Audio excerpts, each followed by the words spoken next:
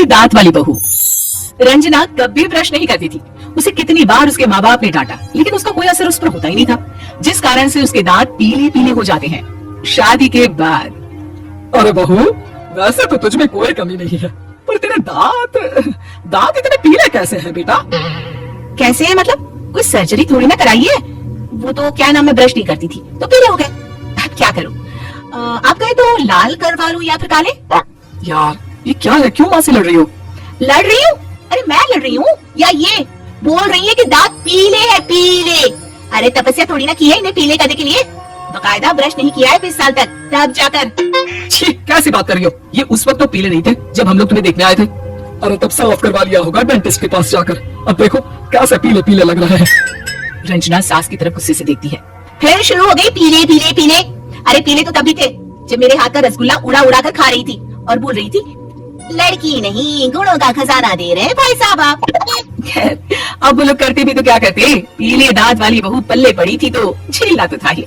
एक दिन कीर्तन में रंजना गाना गा रही थी।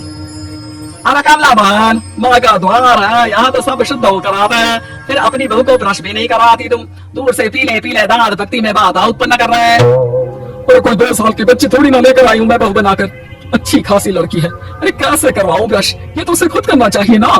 अब माँ बाप तो इसके जैसे तैसे निपटा दिए, ये नहीं सोचा कि सास कैसे संभालेगी। सास बहू को लेकर घर आ जाती है, लेकिन सोच लेती है कि अब इसे लेकर कहीं नहीं जाएगी।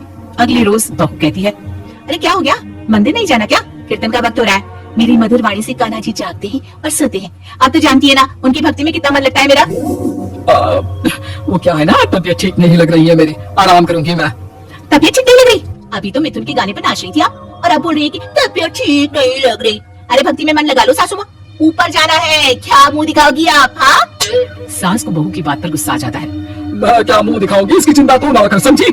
अपने मुंह की चिंता कर, जो ये पीले पीले दांत लेकर हर जगह पहुंच जाती है। पता है लोग कितना मजाक बनाते हैं। ना जी ना, मैं नहीं जाना कहीं तेरे साथ। तो ये बात है, कोई ना, मत जाओ, मैं अपने कमरे में ही बैठ कर भक्ति कर लूंगी। ऊपर वाला दांत थोड़ी ना दिखता है, मन देखता है, भावना देखता है। और अरे बस बस, तू सब कुछ दिखा, बस ये सफेद चमकदार दांत ना दिखाना किसी को, है? जा यहाँ से। बहू को सास की बात का कोई फर्क नहीं पड़ता, वो तो जैसी थी वैसी ही रह जाती है। सुबह नहाकर किचन में खाना बनाना, फिर खाना खाना, कीर्तन भजन करना और सो जाना।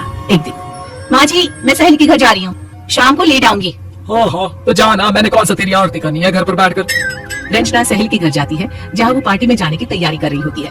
अरे शिखा, कहाँ जाने की तैयारी कर रही है? मैं गलत वक्त पर आ गई क्या? अरे नहीं यार, उल्टा सही वक्त पर आई है। मैंने ये साड़ी और ज्वेलरी निकाली है यार, शाम को इनके ऑफिस की एक पार्टी में जाना है। बताना कैसा लग रहा है ये सब? नहीं यार, इस ड्रेस के साथ तो वो वाली ज्वेलरी अच्छी लगेगी। हाँ हाँ सही बोल रही है, मैंने ध्यान ही नहीं दिया। वैसे तो हमेशा से मस्त फैशन सेंस रखती है। तो बड़ा जाती होगी ना पति के साथ पार्टी में। रंजना कुछ नहीं बोलती, बस सोचती है कि यार काश ये बात सही हो जाती, पर मैं क्यों नहीं जाती पार्टी में? क्या इन लोगों की कोई पार्टी होती नहीं होगी? रंजना घर आती है और रात में पति से सवाल करती है, एक बात बताइए, आप मुझे किसी पार्टी में क्यों नहीं ले जाते?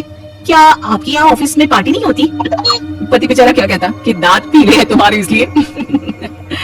अरे कोई पार्टी होती नहीं हम लोगों के ऑफिस में, तो कहाँ से लेकर जाऊँ? और मार्केट, मॉल, कहीं वीकेंड घूमना, कहीं तो। अरे यार सारे हफ्ते में एक छुट्टी मिलती है, तो सोचता हूँ कि आराम ही कर लूँ। क्यों? रंजना मन मार के रह जाती है। पहले कभी सास के साथ मंदिर जाया करती थी, लेकिन वो भी सास ने ले जाना बंद कर दिया। घर बैठी बैठी रंजना बोर हो जाती है। तभी उसे आइडिया आता है और वो मायके जाने का सोचती है।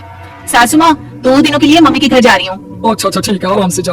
और हाँ, माँ से कुछ अच्छी आदत सीख कर आना कि कैसे शरीर के हर भाग की तरह दांतों की सफाई भी जरूरी होती है, समझी? शुरू हो गई ना आप। वो लोग आपकी तरह नहीं है कि छोटी छोटी बात का पतंगड़ बना दे। उन लोगों के लिए मैं मायने रखती हूँ, ना कि मेरे पीले पीले दांत। रंजना माँ को बिना बताए उन लोगों को सरप्राइज देती है, लेकिन जैसे ही वो दरवाजे पर पहुंचती है, अंदर देखती है कि घर वाले कहीं जा रहे होते हैं। अब माँ, काश रंजना दीदी के दांतों वाली प्रॉब्लम नहीं होती, तो वो भी हम लोगों के साथ चलती ना बुआ जी की बेटी की शादी में। हाँ बेटा, लेकिन अब उसे कौन समझाए कि उसको उसके पीले दांत नहीं दिखते, लेकिन उसके आसपास के लोगों को कितना एम्बैरेसिंग फील कराते हैं। मुझे तो कितनी बार उसकी स्कूल की टीचर ने शिकायत की कि उसके साथ कोई लड़की बैठना भी नहीं चाहती, और ना ही कॉलेज में कोई उससे बात करना चाहता था। लेकिन पता नहीं क्यों उसे ये बात समझ में नहीं आती। कोई कमी नहीं है उस लड़की में, बस यही के दांत पीले हैं। वो तो भला हो जीजा जी और उनकी माँ का, जो दीदी को जैसी है वैसे ही रखा हुआ है। रंजना को अपने घर वालों की बात सुनकर बहुत दुख होता है। वो सोचती है कि वो क्या करे, लेकिन फिर वो सीधा डेंटिस्ट के पास जाती है, अपने दांत चमकाती है और कसम खाती है कि वो रोज ब्रश करेगी। और क्या हो गया, तुम तो 2 दिनों के लिए गई थी ना, पर कोई ना, अच्छा है, चलो आ गई तो।